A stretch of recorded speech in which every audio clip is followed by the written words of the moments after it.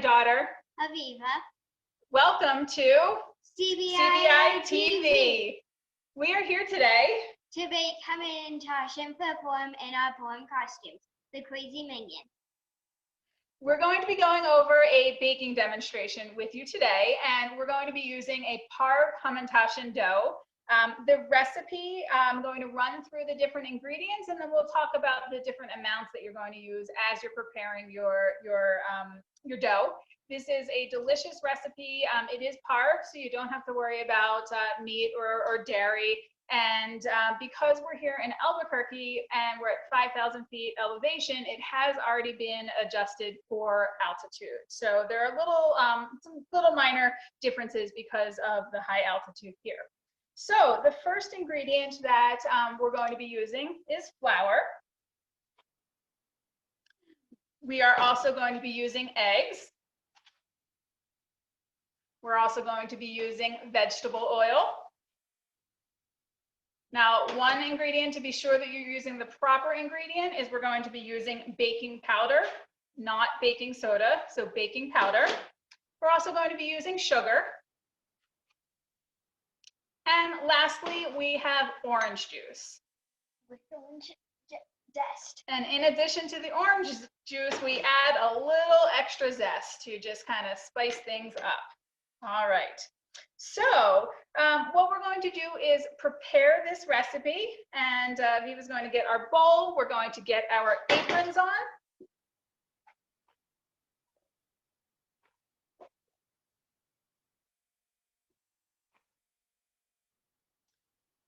And this is a recipe that I've been using for over 20 years, and I just love it. We bake all the time together, and we enjoy baking Hamantaschen and experimenting with different fillings that we're going to get to a little bit later. I'll leave it out here. Okay, so the first thing we're going to do, and we've already measured out all our different ingredients, is the recipe calls for 4 cups of flour and 2 extra tablespoons added for the high altitude. However, when you first put it in, you're only going to use 3 cups of flour and the 2 tablespoons. Reserve 1 cup for later. You may or may not use it depending on how humid it is, how sticky your dough is. So our first ingredient is going to be our 3 cups of flour plus 2 tablespoons. And Aviva's just going to add it a little at a time so she doesn't make a mess here.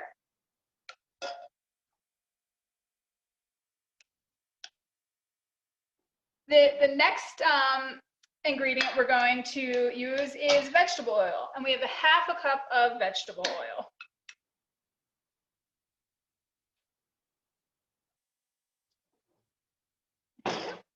Okay. Thank you. Then we are going to use 1/3 cup of orange juice.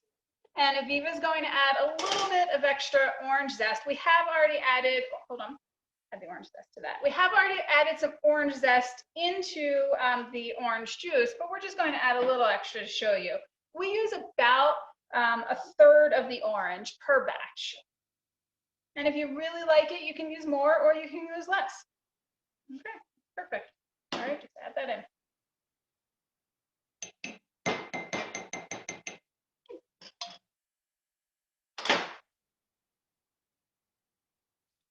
Okay, we're also going to add in our 2 eggs.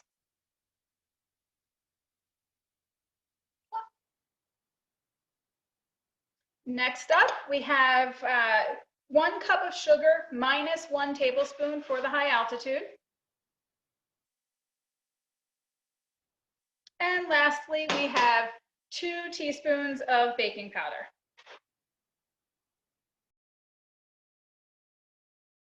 This is what it looks like. Then we're going to put it in our mixer. It's not my mixer, so I just have to figure it out a little bit.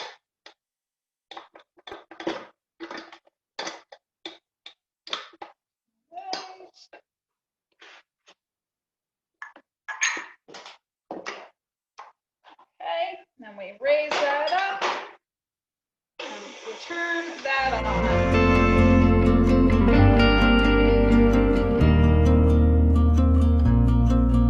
The mixer was a little loud, so we weren't audible as we were talking and the dough was forming. But essentially, here we were just kind of putting the ingredients in as the order that they're listed. A lot of times at home, I will put the dry ingredients first and then I put the wet ingredients on top so that we don't have a flour explosion that can sometimes happen. That did happen a little bit here. So once our dough is formed, and as you're making your dough, you'll be able to see if it is forming into a ball. If it is not, because it's too sticky, that is when you're going to want to use some of the extra flour, that extra cup of flour that you measured out. Just add a little bit at a time to see if you need it for your dough to form. Now, once your dough has formed, Aviva is going to explain what to do next. So now you're going to take your piece of parchment paper and get some of that extra flour remaining and sprinkle a bit of it on. You are then, once you take the dough out of the mixer, you will then sprinkle a bit more on top of it so that it doesn't stick to this when it is cooling in the freezer or refrigerator.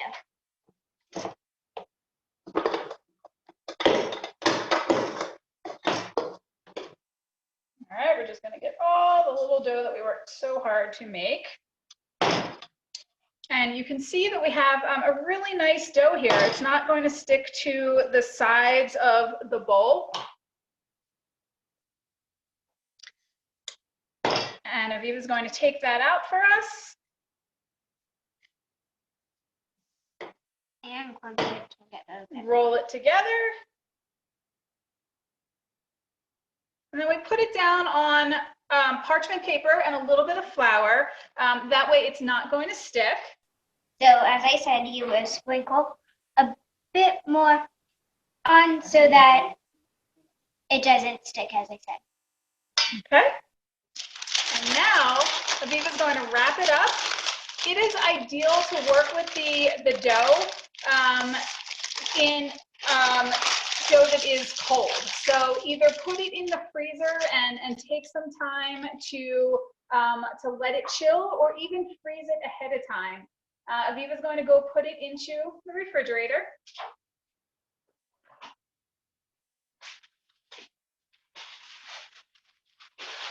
And after some time has elapsed, you can get your dough out of the refrigerator, and then you're ready to work with it. Now, one of these batches of dough will make approximately 4 dozen cookies, actually. We usually work with a quarter of it at a time. And what we're going to do now is show you how to roll out your dough. So we're going to work with parchment paper again. And you want about the same size cookie cutters, about 3 inches, or you can get some kid-sized Target cups. Right. At Target. So at home, instead of using cookie cutters, what Aviva's telling you is we actually use kids' cups. And the reason we do that is because it's perfect for kids and adults to hold the top of it, and it makes it easier for them to cut the circles out. And even though Hamantaschen are triangular shaped, you're going to be cutting a circle, and then you're going to be folding it up and pinching the corners, which we will show you. Now, we bake Hamantaschen at home a lot. Why do we do that? Because we like to ship it to friends and families, and every year, other than this year, we have friends over to have fun and have fun parties. So baking Hamantaschen is definitely a family tradition, and we've shared that with a lot of friends and family over the years. The first thing you're going to want to do is take a little bit of flour. And again, sprinkle that on your parchment paper. Then get a bit more and sprinkle that on your rolling pin. So make sure your rolling pin has a little bit of flour on it, not too much. You want some flour on your parchment paper. There you go. I'll let you start. Thank you. And you're going to be rolling it flat. And the size that you're going to want to be rolling, or the thickness, I should say, is about nickel thick.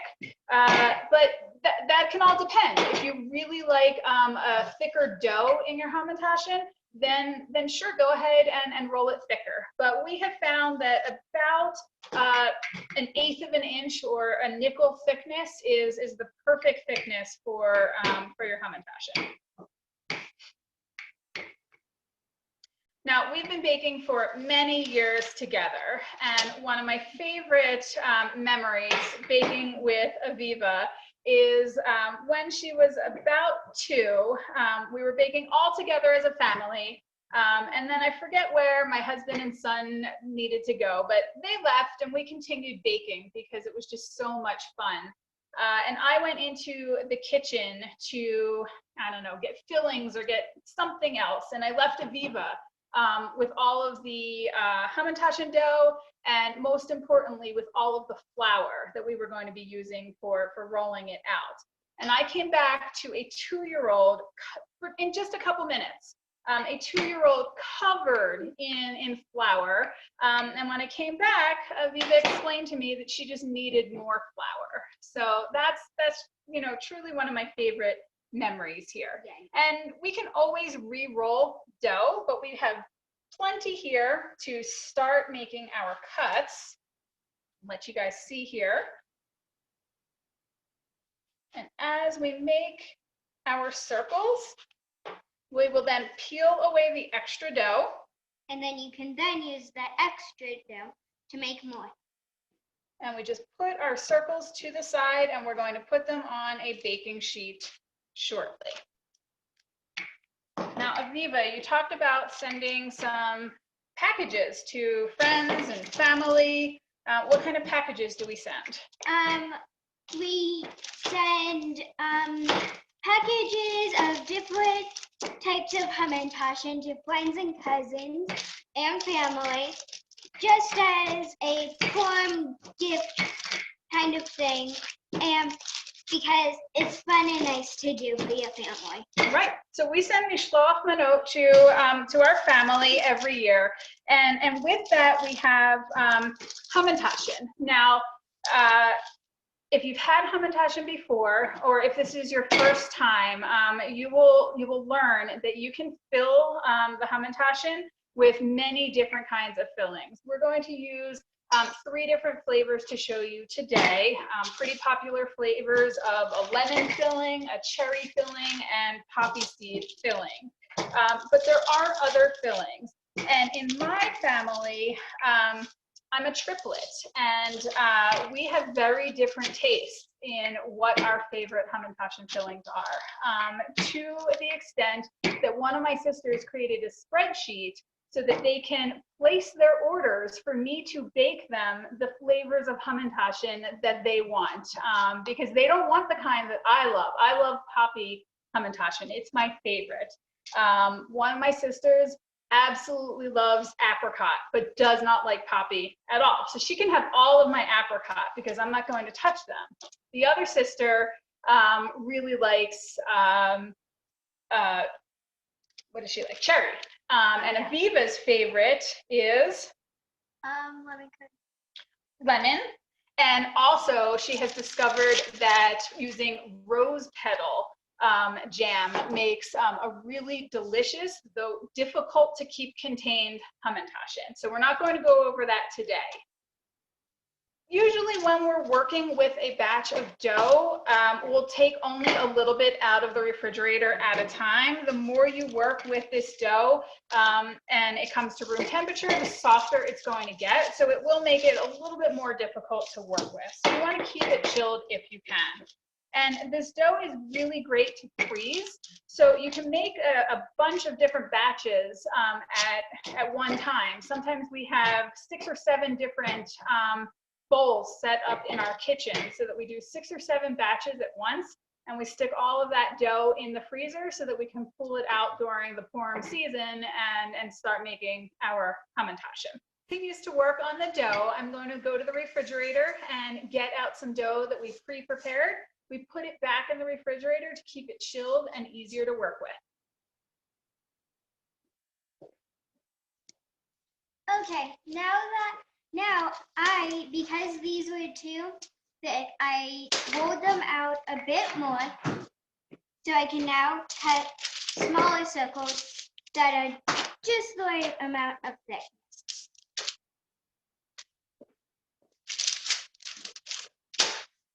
Like so. We're now ready to start filling our dough with the fillings to make our Hamantaschen. And we've brought some fillings today. We really like using these particular fillings.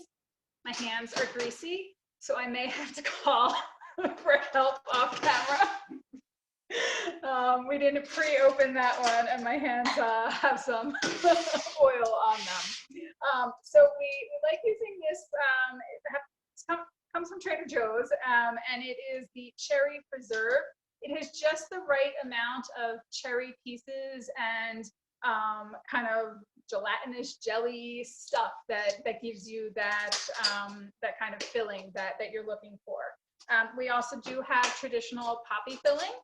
And lemon curd is also a traditional filling. Now, one of the keys to filling your Hamantaschen is to not overfill. And I know that you're going to want a lot of filling, but if you put too much filling, your Hamantaschen is going to lose its form. And while still tasty, you're not going to have that wonderful triangular shape that you're looking for. So Aviva is going to show us how to fill our Hamantaschen. Mm-hmm. Also, with the more together ones, you will want to scoop and then push up. But I'm going to use the lemon curd. Nice jelly, lemony texture. So that's what it will look like. And then you're just going to want to get one and scoop it off a bit. And then voila. And then to make sure, you are going to want to close them. And if they won't close properly, you have a bit too much. So I'm just going to take out. I think that we can make that work. Okay, we're making it work. We'll make it work. So the trick to making your Hamantaschen is to take your circle and to pinch the corners together. You're making the three corners of Haman's hat. And seems a little odd that we're kind of celebrating Haman, which we're not, because he was wicked. So we can think of it as we're eating his hat with these cookies. Now, as you can see today, we came in costume, and we typically dress up every year for the Purim Carnival at synagogue, and I've been dressing up for many, many years. We often have homemade costumes because it's fun to work together and we craft together. When I was a kid, my father would often make our Purim costumes. And one year, my sisters and I kind of went in matching thematic Jewish symbols. One of my sisters was a big, huge Hamantaschen made out of foam.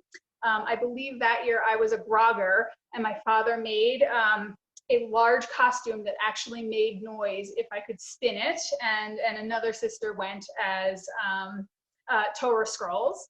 I do remember another year in which my sisters and I were the tablets of the Ten Commandments, and one I was Moses, and two of my sisters flanked me as the Ten Commandments. So we've been dressing up for a long time, and it's fun. It's a way to bring some some fun in the middle of winter. So we're just going to continue going to continue to work on filling You're lifting it up. I am lifting it up. Okay. I will add. And so some of these fillings are thick enough that you can put a bunch of filling out and then close it because it's not going to be too runny. But if you happen to use something like I mentioned, Aviva really likes rose petal preserves or jam, and it is a very runny filling. So you really need to put a little bit down and then close up your Hamantaschen really quickly. Also, for those runny fillings, what you're going to want to do is try and close them a bit more. And then if it starts opening up in the oven, then it won't open up fully.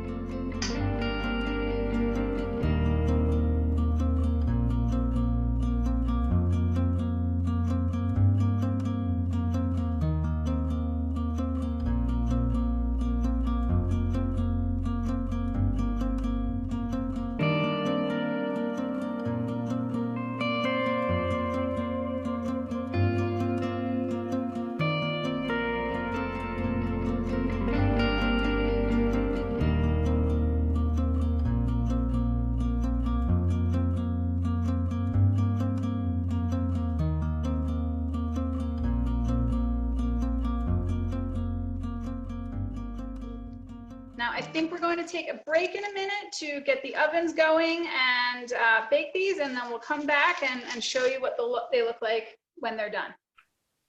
We've now waited our 14-15 minutes to see if they are the perfect golden brown, and it's time to take the Hamantaschen out of the oven.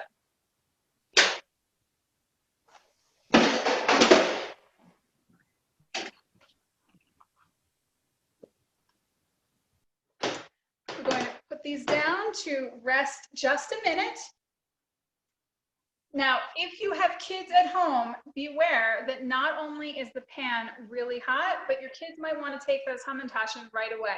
And the filling that just came out of the oven is going to be bubbling, and especially if it's a fruit filling, it's going to be really hot. So they'll end up burning their lips or their mouth if they have one right away. Give it a few minutes.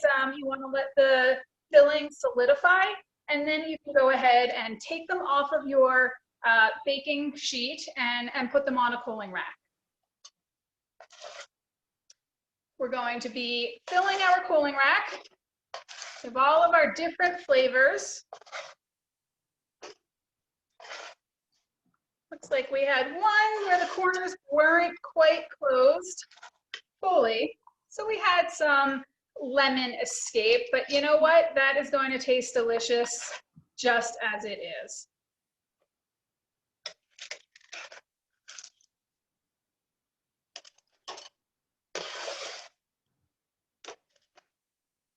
And as I said earlier, when we were preparing the dough, the recipe that you have will make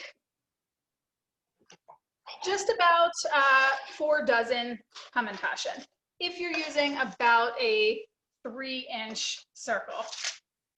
Now, we do have some of the filming crew who doesn't think that they need to wait quite as long as a child. So they've reached in and they're going to be sampling our goodies this afternoon. And you're absolutely right. Delicious and hot, right? Yes. But yet delicious. Mostly delicious. All right, Aviva, thanks so much for baking with me today. Thanks for baking with